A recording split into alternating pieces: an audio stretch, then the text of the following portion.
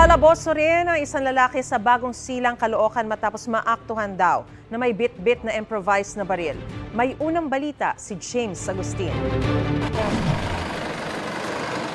Sa presinto ang bagsak ng isang lalaki matapos mahulian umano ng improvised na baril sa Barangay 176 Bagong Silang, Caloocan. Ang 23 anyo sa sospek naaktuhan daw ng mga rumorondang pulis. Nagkakandak po tayo ng Oplan Bulabog at anti-criminality campaign, lalong-lalo na dun sa phase 1 kung saan alam natin na magulong lugar. Nakita itong suspect natin, hawak-hawak nito ang isang pen gun habang nakaupo ito at nakasandal sa poste. Ang nakuhang pen gun sa suspect, kargado ng bala. Inalam pa ng pulisya kung nagamit ito sa ibang krimen. Isasubmit po natin siya for ballistic examination. Ayon sa pulisya, nakulong din ang suspect noong 2018 dahil sa kasong pagnanakaw.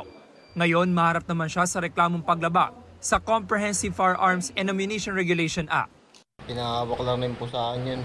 Nino po? Ng kaibigan ko po. Pero alam nyo na walang papel yun? Opo.